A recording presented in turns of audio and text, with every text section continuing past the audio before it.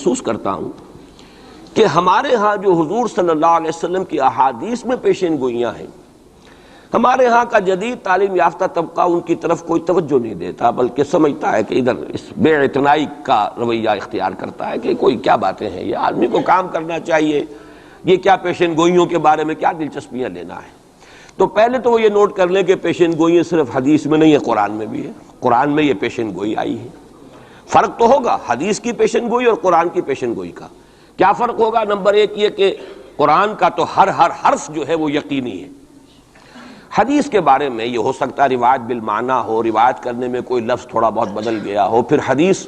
کی سند کیا ہے، وہ صحیح بخاری کی ہے، صحیح مسلم کی ہے، اس کا استناد کا پایا کیا ہے، درجہ کیا ہے، جبکہ قرآن مجید کا ہر حرف جو ہے وہ مستند ہے، بلا لا ریب فیہ کا مصداق ہے۔ یہ فرق تو ہوں گے۔ اور دوسرا فرق بہت اہم یہاں ہے کہ یہاں سالوں کا تعین کر دیا گیا ہے، یعنی زیادہ سے زیادہ 9 برس کے اندر اندر یہ صورتحال بدل جائے گی۔ حدیث میں جو پیشین گوئیاں آئی ہیں ان میں کوئی تعین وقت کا نہیں، بلکہ سورہ انبیاء کے آخر میں 2 آیتوں میں حضور سے یہ کہا گیا کہ آپ کہہ دیجئے ان ادری اقریب ام بعید ما توعدون، اے نبی ان سے کہہ دیجئے کہ مجھے یہ معلوم نہیں ہے کہ جس چیز کی تمہیں خبر دی جا رہی ہے، جس چیز کا وعدہ تم سے کیا جا رہا ہے وہ قریب ہے یا دور ہے، ٹائم ٹیبل میں نہیں جانتا، لیکن جو میں کہہ رہا ہوں وہ ہو کر رہے گا۔ وَإِنْ أَدْرِي لَعَلَّهُ فِتْنَةٌ لَكُمْ وَمَتَاعٌ إِلَىٰ حِينٍ، اور اسی صورت میں پھر آگے چل کر ایک آیت کے بعد یہ ہے، اور یہ بھی کہہ دیجئے ہو سکتا ہے لعلہ شاید کہ یہ ابھی تمہارے لیے کچھ اور موقع تمہیں مل جائے، آزمائش تمہیں کا موقع مل جائے، اللہ تعالیٰ تمہیں کچھ بریدنگ سپیس دے دے تاکہ تم اس میں اپنی اصلاح کر سکو، تو گویا کہ آزمائش کی ایک مہلت اور مل جائے تمہیں، یہ ہو سکتا ہے۔ لعلہ فتنۃ لکم ومتاع الی حین، ایک وقت معین تک کے لیے اللہ تعالیٰ تمہیں اور رہنے بسنے کا موقع دے دے، لیکن یہ کہ اس میں کوئی شک نہیں ہے کہ جس عذاب الہی کی میں تمہیں خبر دے رہا ہوں وہ آ کر رہے گا، اس میں کوئی شک نہیں۔ کب آئے گا یہ مجھے معلوم ہے۔ اسی کی ایک مثال اور بھی ہے، نوٹ کر لیجئے، جب حضور نے خواب دیکھا، اور نبی کا خواب بھی وہی ہوتا ہے کہ ہم عمرہ کر رہے ہیں، حضور نے صحابہ کو حکم دے دیا۔ سن 6 ہجری کا یہ واقعہ مشہور ہے کہ اب تقریباً 1400 یا بعض روایات میں آتا 1800 صحابہ کے ساتھ آپ احرام باندھ کر عمرے کے لیے اور مکے کا سفر کر رہے ہیں، حدیبیہ تک پہنچ گئے۔ اب وہاں جو صورتحال پیش آئی، مکے والے اڑ گئے، کسی قیمت پر ہم نہیں کرنے دیں گے، گویا کہ خون کی ندیاں بہہ جائیں گی۔ تو وہاں کی صورتحال کو دیکھ کر مصالحت کی حضور نے، صلح کی، صلح حدیبیہ مشہور، صلح حدیبیہ بہت ہی اہم ہے، تاریخ کا، سیرت النبی کا بہت اہم واقعہ ہے۔ اس پر بعض لوگوں کے ذہنوں میں یہ اشکال پیدا ہوا کہ حضور نے تو کہا تھا کہ میں نے خواب دیکھا ہے، اور نبی کا خواب تو وہی ہوتا ہے، اور ہم اس وقت جا رہے ہیں بغیر عمرہ کیے، تو گویا کہ ایک وسوسہ تو آ سکتا ہے، بڑے سے بڑے آدمی کے ذہن میں آ سکتا ہے۔ اور صحابہ کرام تو آ کر حضور سے کہتے بھی تھے کہ حضور بضع اوقات ہمیں اپنے دل میں ایسی باتیں بھی محسوس ہوتی ہیں کہ زبان پر لانے سے ہم زیادہ بہتر سمجھتے ہیں کہ ہمیں زندہ آگ میں جلا دیا جائے، یعنی ایسے وسوسے بھی ہمارے دل میں آ جاتے ہیں، دماغ میں آ جاتے ہیں۔ تو حضور نے فرمایا کیا واقعی تم ایسا محسوس کرتے ہو کہ اس بات کو زبان پر لانے سے بہتر ہے کہ ہمیں زندہ جلا دیا جائے؟ عرض کیا جی ہاں، یہ تو ہمارا، فرمایا ذاک ایمان، یہی تو ایمان ہے۔ شیطان وسوسہ اندازی کرے گا، لیکن جب تمہارا یہ احساس ہے کہ یہ بات اتنی بری ہے کہ مجھے زندہ جلا دیا جائے، یہ میرے لیے اہون ہے، ہلکا ہے بنسبت اس کے کہ میں اس بات کو زبان پر لاؤں، تو ثبوت ہے کہ ایمان موجود ہے۔ ریئیکٹ کون سی شے کر رہی ہے اس کے خلاف جو رد عمل پیدا ہوا وہ ایمان سے ہے نا، تو یہ تو پھر ایمان کا ثبوت ہے، یہ آپ نے اطمینان دلایا۔ تو وسوسے بعض صحابہ کے ذہنوں میں یہ بھی پیدا ہوئے، تو حضور نے فرمایا تھا کہ میں نے کہا تھا کہ ہم کریں گے عمرہ، لیکن میں نے یہ کب کہا تھا کہ اسی سال ضرور کریں گے۔ گویا کہ ٹائم ٹیبل میں فرق ہو سکتا ہے، یعنی جہاں تک اللہ کا فرمان ہے اس میں ٹائم ٹیبل کا بھی فرق نہیں ہوگا، ناممکن ہے، لیکن نبی کی پیشین گوئیوں میں یا خبروں میں ٹائم ٹیبل کے اندر فرق واقع ہو سکتا ہے کہ اس سال نہیں ہوا، اگلے سال پھر اس کو عمرہ قضا کہتے ہیں۔ قریش نے یہ مان لیا تھا کہ اس سال تو آپ جائیے، ہماری پریسٹیج جو ہے وہ اسی طرح قائم رہتی ہے، ورنہ تو گویا کہ ہم بالکل ہی آپ کے سامنے بچ گئے اور ہم نے گویا کہ بالکل ہی شکست مان لی۔ اس سال تو آپ جائیں، اگلے سال آئیے، 3 دن کے لیے ہم مکہ خالی کر دیں گے، بالکل ہم چلے جائیں گے پہاڑوں میں، آپ مکے میں رہیں 3 دن اور جس طرح چاہیں طواف کریں اور عمرہ کریں۔ بہرحال اگلے سال پھر وہ عمرہ ہوا، اسے عمرہ قضا کہتے ہیں۔ یہ بھی میں نے مثال دی ہے کہ ٹائم ٹیبل کا جہاں تک تعلق ہے، حضور کی دی ہوئی پیشین گوئیاں جو ہیں اس کے بارے میں ہم تعین نہیں کر سکتے کہ یہ کب ہوگا، گمان کر سکتے ہیں، اندازہ ہو سکتا ہے، لیکن تعین نہیں۔ جبکہ یہاں یہ ہوا فی بضع سنین، الف لام میم غلبت الروم فی ادنی الارض وہم من بعد غلبہم سیغلبون فی بضع سنین، چند سالوں کے اندر اندر۔ اب اس پر یہ واقعہ بھی آپ نوٹ کر لیجئے کہ حضرت ابو بکر رضی اللہ تعالی عنہ نے انہی آیات کی بنا پر ایک شرط کر لی ایک کافر سے، مشرکین مکہ کے سرداروں میں سے ایک سے، کہ 3 سال کی شرط انہوں نے لگا دی، کم سے کم مدت جو ہوتی بضع کی 3 سال، کہ 3 سال کے اندر اندر اگر یہ صورتحال تبدیل نہ ہوئی تو میں 100 اونٹ تمہیں دوں گا، اور اگر قرآن کی پیشن گوئی درست ہو گئی تو تم 100 اونٹ مجھے دو گے۔ اور اس وقت تک اس طرح کی شرط لگانا ابھی حرام نہیں ہوا تھا، چونکہ شریعت کے احکام تفصیلی تو آئے نہیں تھے، ابھی تو نہ شراب حرام تھی نہ جوا حرام تھا، تو اس طرح کی شرط لگانا کس طرح کوئی حرام والی بات تو تھی نہیں۔ لیکن حضور نے فرمایا کہ نہیں ابو بکر یہ تم نے غلطی کی،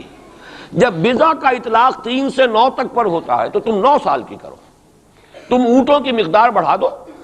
لیکن کہو کہ یہ 9 سال کی مدت جو ہے اس کے اندر اندر یہ معاملہ ہوگا، اس لیے کہ بضع قرآن مجید کا لفظ جو ہے وہ عربی زبان میں کم سے کم اقل مدت 3 برس ہے، لیکن یہ کہ اس کی اکثر مدت 9 برس ہے۔ تو حضرت ابو بکر نے وہ بدلا اور ٹھیک 9 سال بعد وہ صورتحال پیش آ گئی۔ اور یہ عجیب ہے تاریخ کا واقعہ، ہرقلیس کی یہ جو فتح ہے یہ بھی بڑی ہی معجزانہ تھی۔ وہ جو ڈائریکٹ روٹ تھا جس سے کہ ہمیشہ ان کی جنگیں ہوتی تھی، یعنی اس کے ترکی کے مشرقی علاقے سے آ کر رومی جو ہے پھر میدان جنگ کو اختیار کریں، بحیرہ کیسپین کا راؤنڈ دے کر پہاڑی جو یہ علاقہ ہے اس کے پیچھے سے آ کر اس نے حملہ کیا ہے، اور ایک دم اچانک جو ہے ایرانیوں کو گویا کہ سرپرائز اٹیک کیا ہے۔ لیکن پھر یہ کہ شکست فاش ہوئی ایرانیوں کو، دوبارہ پھر جو ہے وہ یروشلم پر اس کا قبضہ ہو گیا۔ اس نے منت مانی تھی کہ اگر یروشلم دوبارہ فتح ہو جائے ہمارے ہاتھوں تو میں حمص سے لے کر اور یروشلم تک پیدل جاؤں گا اور وہاں جا کر جو ہے شکرانے کی نماز ادا کروں گا، چونکہ وہ پھر صلیب انہیں دوبارہ واپس مل گئی، صلیب کو دوبارہ ریسٹور کرنا تھا اسی جگہ پر جا کر، تو پیدل چل کر یہ آیا ہے۔ اور تاریخ میں نوٹ کر لیجیے جب یہ پیدل چل کر آیا تھا اسی وقت، اب زمانہ کافی گزر چکا تھا، تو پھر جو حضور کا نامہ مبارک گیا ہے سن 7 ہجری میں، یہ وہ زمانہ ہے جبکہ یروشلم وہ آیا ہوا تھا، اور اس وقت پھر ابو سفیان کو بلا کر، اس وقت تک وہ ایمان نہیں لائے تھے، حضور کے نامہ مبارک پر پھر ہرقلیس نے پھر سوال جواب کیے اور معلومات حاصل کی ہیں، کون شخص ہے، کیسا ہے، حسب نسب کیسا ہے، اس کا کردار کیسا رہا ہے، کون لوگ اس پر ایمان لا رہے ہیں، جو ایمان لاتے ہیں ان میں سے کوئی واپس بھی جاتا ہے کہ نہیں جاتا، کوئی مرتد بھی ہوتا ہے۔ بڑا ذہین انسان تھا، بڑا عالم و فاضل انسان تھا، پہچان چکا تھا کہ یہ وہی نبی ہے جن کا ہم انتظار کر رہے ہیں۔ لیکن وہ یہ چاہتا تھا کہ جیسے قسطنطین نے اس وقت یہ کیا تھا کہ وہ جب اس نے مذہب بدلا ہے، عیسائیت اختیار کی، تو پوری مملکت جو ہے عیسائی ہو گئی، تو نظام انٹیکٹ رہا، وہی ان کا بادشاہت کا نظام قائم رہا۔ چاہتا تھا کہ میرے یہ تمام کے تمام نائبین سلطنت اور جتنے بھی بطاریق ہیں، یہ بطریق پیٹریارکس، یہ سب کے سب بھی میرے ساتھ اسلام قبول کر لیں۔ اور سارا یہ اس نے جو سوال جواب کیا تھا ابو سفیان سے، اسی لیے کیا تھا کہ سارے درباری قائل ہوتے چلے جائیں کہ واقعی یہ نبی سچا ہے۔ لیکن اس کی امید کے برعکس ہوا، ریئیکشن بڑا شدید ہوا ان کے وہ پادریوں میں اور ان کے جو پیٹریارکس تھے ان میں، تو پھر وہ بھی محروم رہ گیا، سلطنت کی بیڑی اس کے پاؤں میں پڑی رہ گئی، زنجیر پڑی رہ گئی، وہ اسلام سے محروم رہ گئی۔ بہرحال اب یہاں نوٹ کیجئے کہ 9 برس بعد 623 عیسوی میں اس کو فتح حاصل ہو گئی۔ حضرت عمر نے وہ 100 اونٹ حاصل کیے، اگرچہ حضور نے پھر اس کے بارے میں حکم دیا کہ اسے صدقہ کر دو، اس کو اب تم اپنے ذاتی استعمال میں نہ لاؤ، صدقہ کر دو۔ اچھا، اس کے ساتھ اس پیشن گوئی میں دوسرا حصہ بھی ہے، الف لام میم غلبت الروم فی ادنی الارض وهم من بعد غلبهم سیغلبون فی بضع سنین للہ الامر من قبل ومن بعد۔ اللہ ہی کے ہاتھ میں ہے تمام معاملات کا اختیار، پہلے بھی اور بعد میں بھی، یہ تو ایمان کی بنیادی حقیقت ہے۔ وَيَوْمَئِذٍ يَفْرَحُ الْمُؤْمِنُونَ، اور اس روز اہل ایمان بھی بہت خوشیاں منا رہے ہوں گے۔ یہ اس پیشن گوئی کا دوسرا حصہ ہے۔ عین بدر کے دن یہ خبر آئی ہے کہ یہ پیشن گوئی صحیح ہو گئی۔ 9 برس ہو گئے، سن 5 جو نبوی سے اور غزوہ بدر 623 عیسوی میں غزوہ بدر ہو رہا ہے، 622 میں ہجرت ہے اور 623 میں غزوہ بدر ہو گیا۔ اور جس روز فتح مسلمانوں کو حاصل ہوئی ہے بدر میں، اور سرداران قریش جو ہیں وہ کھجور کے کٹے ہوئے تلوں کے مانند جو ہے پڑے ہوئے نظر آئے ہیں میدان بدر میں، عین اسی وقت فتح کی خبر آئی ہے کہ رومیوں کو دوبارہ فتح حاصل ہو گئی ایرانیوں پر۔ یومئذ یفرح المؤمنون، اس دن اہل ایمان کو بھی بہت فرحت حاصل ہوگی، بہت خوشی حاصل ہوگی، وہ بھی جشن منا رہے ہوں گے بنصر اللہ، اللہ کی مدد سے۔ بدر میں جو اللہ تعالیٰ کی نصرت آئی ہے، ینصر من یشاء، وہ تو مدد فرماتا ہے جس کی چاہتا ہے، وَهُوَ الْعَزِيزُ الرَّحِيمُ، اور وہ زبردست ہے، رحم فرمانے والا ہے۔ وعد اللہ، اب دیکھیں ذرا تاکید کا انداز دیکھیں، وعد اللہ، یہ اللہ کا وعدہ ہے، لا یخلف اللہ وعدہ، اور کان کھول کے سن لو، اللہ اپنے وعدے کے خلاف نہیں کرتا۔ ولیکن اکثر الناس لا یعلمون، لیکن اکثر لوگوں کو علم حاصل نہیں ہے، اکثر لوگ جانتے نہیں۔ یہ جو میں نے آیات اور اس کا تاریخی پس منظر، کچھ تھوڑا سا جغرافیائی جو اس کا پس منظر ہے، وہ سارا آپ کے سامنے رکھا ہے۔ اس کا مقصد یہ ہے کہ ایک طرف تو جو پیشین گوئیاں ہیں ان کے بارے میں تعلیم یافتہ لوگوں کے ذہنوں میں بھی جو اگر کوئی اشکال ہے کہ حدیث میں جو پیشین گوئیاں آئی ہیں تو وہ رفع ہو جائے۔ ہمارے نزدیک قرآن اور حدیث میں کوئی فرق نہیں، قرآن بھی ہمیں محمد کے ذریعے ملا صلی اللہ علیہ وسلم، مجھ پر تو نازل نہیں ہوا، کسی اور پر نازل نہیں ہوا، ابو بکر پر نازل نہیں ہوا، نازل تو محمد پر ہوا صلی اللہ علیہ وسلم، وہ بھی آپ کی زبان مبارک سے ہمیں عطا ہوا ہے، آپ سے لیا ہے صحابہ نے، صحابہ سے تابعین نے، تابعین سے تبع تابعین نے، اور اس کے لیے ریٹن ورڈ ذریعہ نہیں بنا ہے، اصل جو ہے یہ اسپوکن، زبان سے زبان، اور اصل شے آج بھی جو ہے وہ قرات ہے قرآن کی، قرات اور قرات کا فن جو ہے یہ ہے اصل اس کے لیے حجت۔ یہ لکھنے کا معاملہ جو ہے وہ بھی تھا، اس کے بعد حضرت ابو بکر کے زمانے میں اس کو ایک کتاب کی شکل میں بھی جمع کر دیا، پھر حضرت عثمان نے اس کو ایک رسم الخط پر بھی تمام امت کو جمع کر دیا، یہ بھی بڑی قیمتی چیزیں ہیں۔ لیکن اصل جو ہے میڈیم قرآن مجید کا منتقل ہونا کہ قلب محمد پر نازل کیا جبرائیل نے، انہ نزلہ علی قلبک، پھر لسان محمد سے صلی اللہ علیہ وسلم حاصل ہوا صحابہ کو، پھر صحابہ کی زبانوں سے، پھر یہ تابعین کو، تبع تابعین کو، تو یہ منتقل ہوتا آ رہا ہے۔ اور ہمارے ہاں جو فن قرات ہے اس میں باقاعدہ سند ہوتی ہے، جیسے فن حدیث میں سند ہے، آپ کس سے پڑھ رہے ہیں، اس نے کس سے پڑھی، اس نے کس سے پڑھی، سند چلے گی۔ اسی طریقے سے فن قرات میں سند ہے، جو ہمارے ہاں قراء ہوتے ہیں ان کا تعلق جو ہے وہ جڑ جائے گا اسی دور صحابہ کے قراء کے ساتھ۔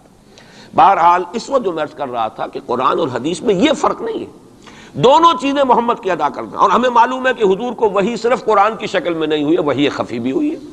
بہت سی باتیں اللہ تعالیٰ دل میں ڈالتا تھا، حضور کا خواب بھی وحی ہے، اس اعتبار سے وہ وحی خفی جس کو ہم کہتے ہیں اس پر بھی ہمارا ایمان ہے۔ البتہ فرق کیا ہے، جیسا کہ میں عرض کر چکا، یہ لفظ بلفظ محفوظ ہے، حرف بحرف، بلکہ لفظ بھی بڑی شے ہے، حرف بحرف محفوظ ہے۔ وہاں یہ ہے کہ اس طرح کی حفاظت کا جو ہے وہ دعویٰ نہیں ہے۔ نمبر دو یہ کہ یہاں جو شے ہے وہ اپنے ٹائم ٹیبل کے حوالے سے بھی قطعی ہوگی، وہاں یہ ہے کہ ٹائم ٹیبل کا ہم تعین نہیں کر سکتے، جبکہ قرآن مجید ہی کی 2 آیات آپ کو محکم سنا چکا ہوں، ان ادری اقریب ام بعید ما توعدون، نبی کہہ دیجئے مجھے نہیں معلوم، جو کچھ تم سے وعدہ کیا جا رہا ہے وہ قریب ہے یا دور ہے۔ وَإِنْ أَدْرِي لَعَلَّهُ فِتْنَةٌ لَكُمْ وَمَتَاعٌ إِلَىٰ حِينٍ، اور میں نہیں جانتا، ہو سکتا ہے کہ ابھی تمہیں اللہ ایک مہلت اور دے دے، اور ابھی تمہیں اور رہنے بسنے کا موقع دے دے، تاکہ تمہیں ایک مہلت آزمائش مزید مل جائے۔ اب جو میں ذرا صرف حوالہ دوں گا، اس وقت تفصیل میں جانے کا موقع نہیں ہے، اس لیے کہ گزشتہ سال اس پہ تفصیل سے کئی جمعوں میں یہاں گفتگو کر چکا ہوں۔